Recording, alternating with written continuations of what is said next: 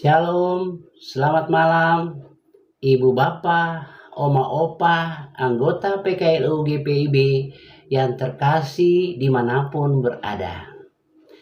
Kita bertemu kembali dalam program saya dan PKLU GPIB membaca Alkitab bersama. Perkenalkan, nama saya Beni Tambayong, pengurus PKLU GPIB Bahtera Iman Ciputat.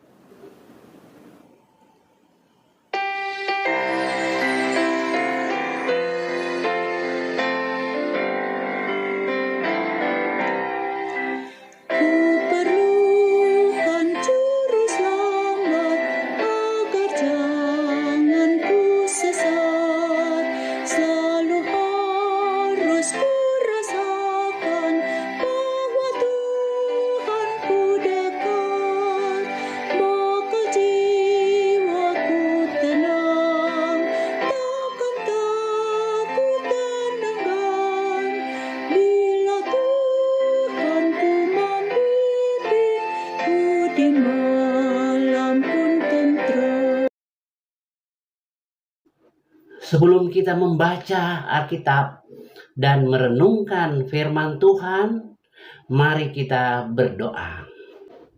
Kepadamu ya Allah, Bapa di surga, kami bersyukur karena Tuhan sudah menjaga dan melindungi kami sejak pagi hingga sore hari ini.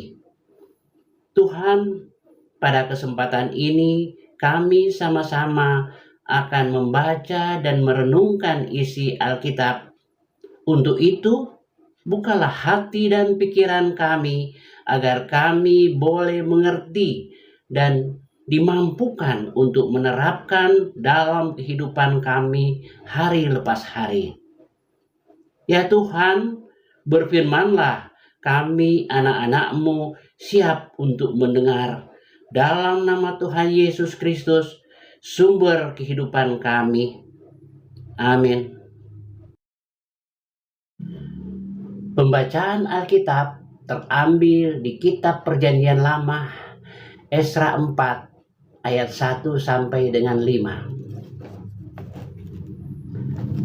Ketika lawan orang Yehuda dan Benyamin mendengar bahwa orang-orang yang pulang dari pembuangan itu sedang membangun bait suci bagi Tuhan, Allah Israel, maka mereka mendekati Zerubabel serta para kepala kaum keluarga dan berkata kepada mereka, "Biarlah kami turut membangun bersama-sama dengan kamu, karena kami pun berbakti kepada Allahmu sama seperti kamu.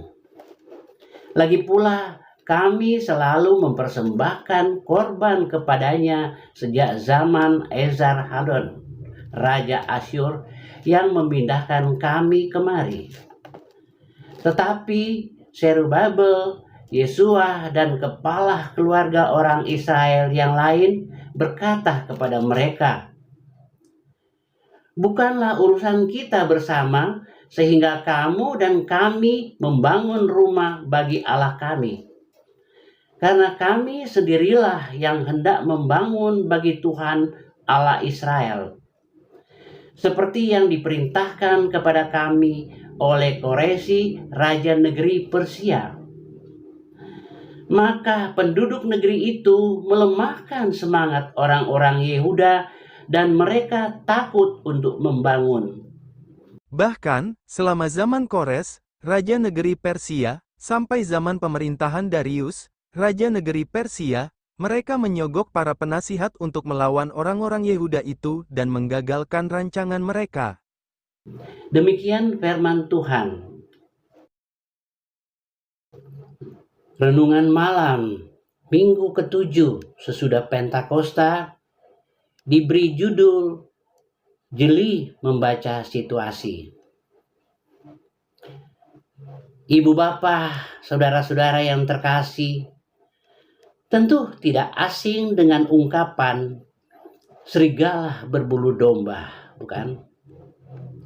Sebuah ungkapan yang secara sederhana dapat diartikan sebagai perilaku orang yang berpura-pura, baik untuk menutupi niat sesungguhnya.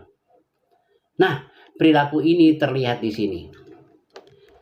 Masih ingatkah catatan penulis dalam pasal 3 ayat 3 yang mengungkapkan suasana batin komunitas Yahudi pasca pembuangan yang diliputi ketakutan terhadap penduduk sekitar yang berusaha melawan pembangunan mezbah persembahan korban? Perikop malam ini memperlihatkan apa yang dikhawatirkan mulai terjadi. Para lawan mulai bergerak, mereka mendekati Zerubabel dan berpura-pura menawarkan kerjasama membangun bait suci dengan alasan mereka juga berbakti pada Tuhan dan mempersembahkan korban kepadanya. Ini tentu saja tidak sepenuhnya benar. Siapa sebenarnya para lawan itu? Mereka adalah orang Samaria yang telah kawin campur dengan bangsa asing dan akhirnya mereka turut dalam cara hidup bangsa yang tidak kenal Tuhan. Benar bahwa mereka mengenal Tuhan Allah dan beribadah kepadanya, tetapi mereka juga mempraktikkan penyembahan kepada dewa-dewa asing. Mereka sudah serigala berbulu domba yang niat aslinya artinya tampak pada apa yang dicatat dalam ayat 4 sampai dengan 5. Beruntunglah Zerubabel dan para kepala kaum keluarga tidak mempercayai mulut manis mereka dan bersikap tegas menolak tawaran kerjasama yang sebenarnya adalah satu upaya awal untuk menggagalkan proses pembangunan. Malam ini kita belajar. Pertama, jangan tergiur dengan berbagai tawaran yang sepertinya baik. Jadilah membaca situasi agar dapat bertindak dengan tepat. Kedua, Zerubabel dan para kepala keluarga mengajar kita pentingnya kesatuan hati dalam mengerjakan karya layan bagi Tuhan. Andalkan Tuhan senantiasa dan jangan bimbang, Tuhan pasti menolong. Amin.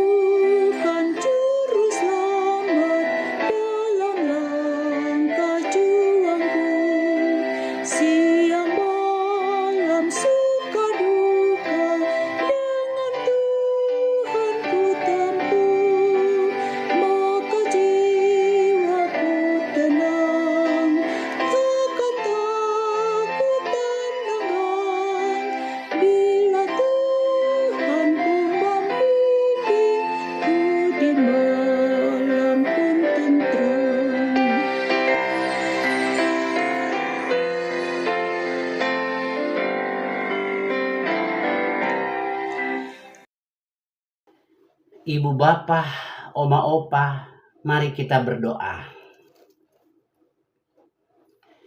Ya Allah, Bapa yang Maha Pengasih dan Penyayang, pada kesempatan ini kami mau berdoa untuk ibu bapak kekasih GPIB dimanapun berada. Kami mohon penyertaan Tuhan dalam kehidupan kami sehari-hari. Jadikanlah kami anak-Mu untuk memelihara belas kasih bagi sesama umat-Mu.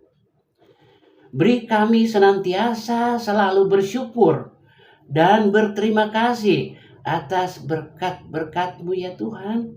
Sejak kami mau berdoa untuk oma opa yang berada dalam kondisi sakit, lemah tubuh, dan kebimbangan.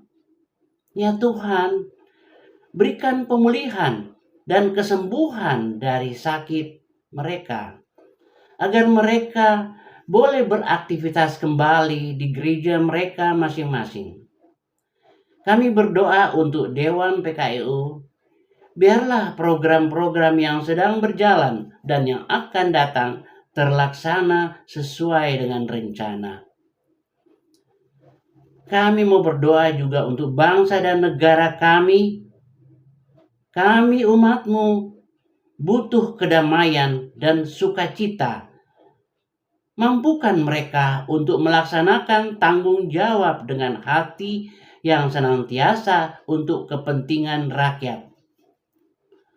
Tuhan, kami mau beristirahat malam hari ini. Bangunkan kami besok pagi dengan kondisi tubuh yang sehat dan penuh sukacita. Ampun segala salah dan dosa-dosa kami. Di dalam nama Tuhan Yesus kami sudah berdoa. Amin.